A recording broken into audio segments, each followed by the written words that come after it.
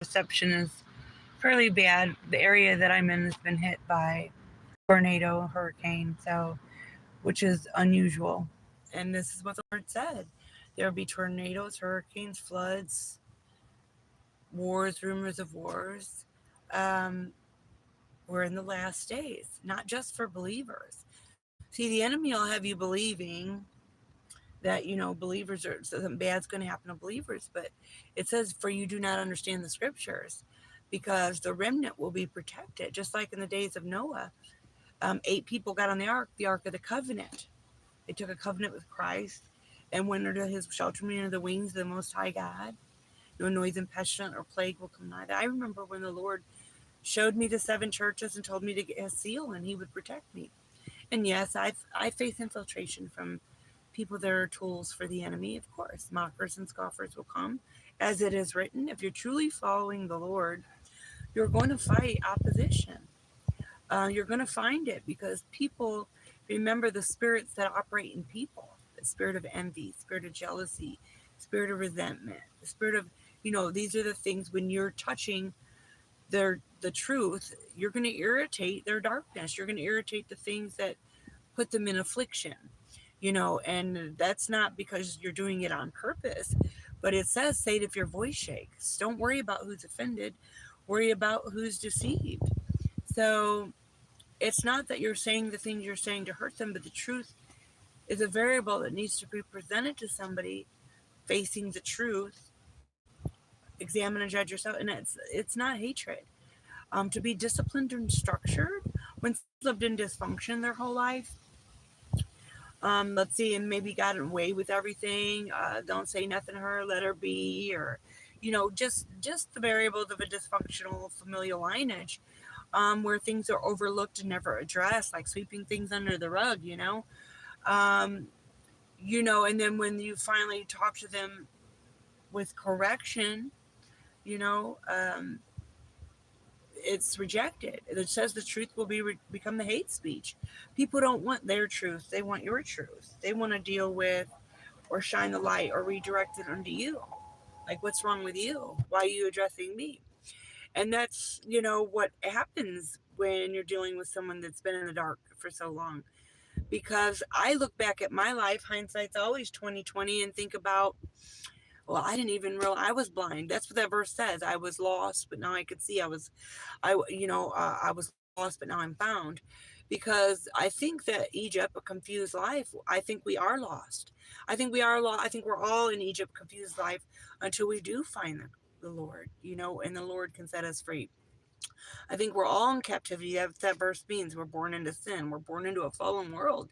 And I think we can stay in our phylacteries or fallen state until something divine does occur. That's not hatred. It just, that's what it says, the power lies under the evil. The world lies under the power of evil. And it says Satan deceives by all means. And Satan is the God of this world. And I believe we're all under that power until we decide to take a change, to take a different course of action, to be delivered, to be set free. That's not, and like I say, I've had people, I always say, they find error in growth. They'll be like, well, you think you're better than everybody. Oh, that Jesus stuff is making you crazy. Um, oh, and when you try to do better, like I knew when I was trying to change my life, and I'm like, I'm going to take better care of myself. I'm going to take care of my health. I'm going to make better decisions. I'm going to go go to the gym, or, oh, here, Miss Snob. Oh, Miss Snobby. A corrupted mind, that's what he talks about, the corruptible mind to the incorruptible. A corrupted mind will find error in anything you do. They'll turn your righteousness into bad things. Oh, you look at her, Miss Uppity Up, Miss Snap. And I'm not even like, that's slander. You're a tool for the enemy. Why do you see error in growth? I mean, and I'm not condemning anybody off to a shield. I'm not using any of your qualities to condemn you. Condemnation doesn't come from Christ. And that's why I'm saying, like, wow, when you're trying to do better, someone in the dark will micromanage and manipulate everything you do. Anything. It's like you could do everything right and they'll turn it into something bad, or they'll find that one speck of dust in the corner that you missed, because they're looking, the corruptible mind, they're looking for something to throw you into darkness, because they're unhealthy, they're unwhole, they're unhealed. So that's what like a hardening of the heart do. They'll find anything in you to turn it into bad. And I'm blown away by that. Or they'll even pull, I've had people like use the Christ card on me that's in darkness. You know, they'll be like, oh, that, oh, they don't want to hear you preaching, but if that day they want you to do something for them, like go to the store for me or clean my lunchroom, or, oh, well, you're in Christ, you're supposed to do this, but any other day it's don't preach to me. I don't want to hear that. But when they need something from you, they'll use that Christ card. And I'm like, wait a minute, I'm not a doormat. That's why he talks about religious hypocrites, wolves in sheep's clothing. Like, that's what you become manipulative or cunning.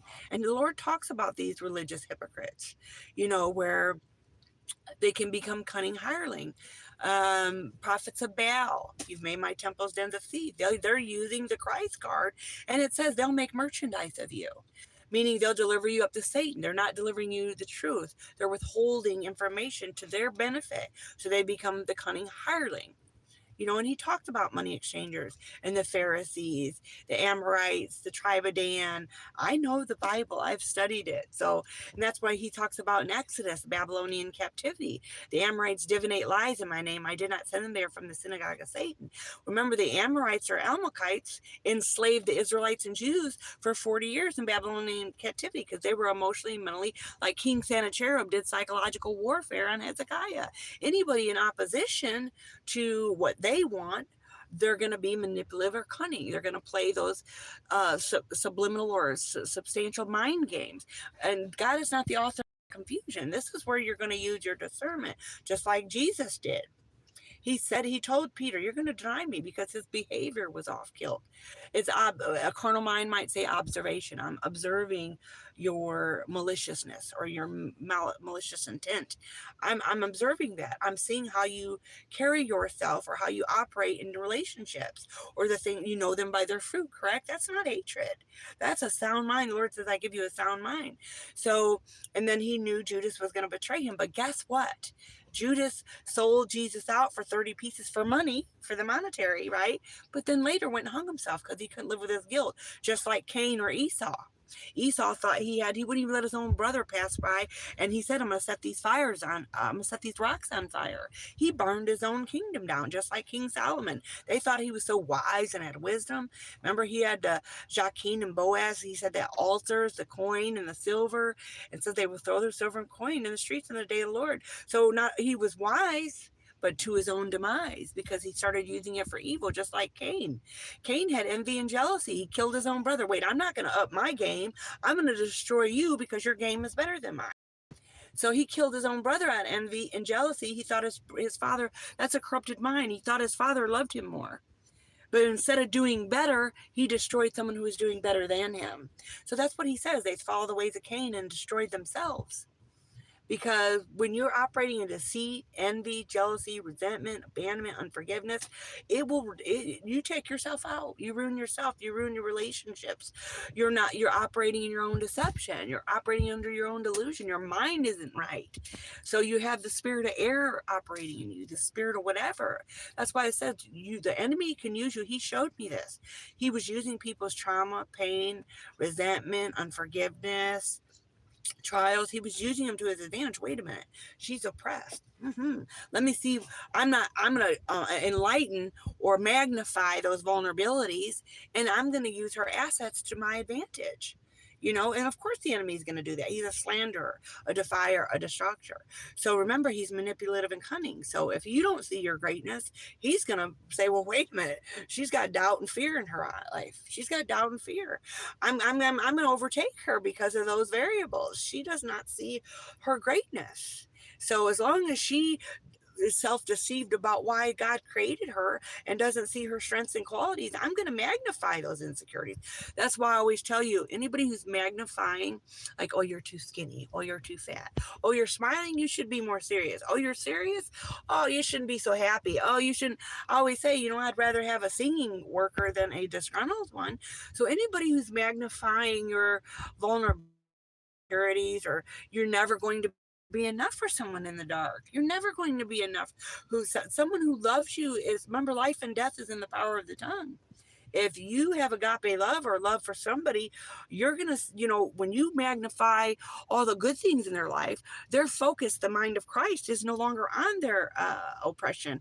Or remember, it's, they're not focused on those vulnerabilities. They kind of will dissipate because their mind isn't focused on those things. Right? If you're telling me about how good I am. Oh, you're creative. You can draw. What are you good at? Like some of these meetings that I go to, I stopped going to them because I'm like, wait a minute, you're going to sit here for an hour and say, I'm struggling with this, I'm struggling with that, I have this problem, I have this. You're your own tool for the enemy, because you're speaking that curse over yourself. Why don't you talk about all the good things about yourself? And those things will go away. You're sitting here beating yourself up. The enemy ain't got to be to come into your life. You're a tool for the enemy. And that's why I would say, the corruptible tongue, no profanity, no profaneness, no corrupt communication. What about a corrupted tongue? Like I watched this great video about who owns your mouth. The devil can use your tongue. The tongue is a double-edged sword. You can cut someone's soul, even your own soul. That's why, listen to this. If you ever look back and where the words began, and we talk about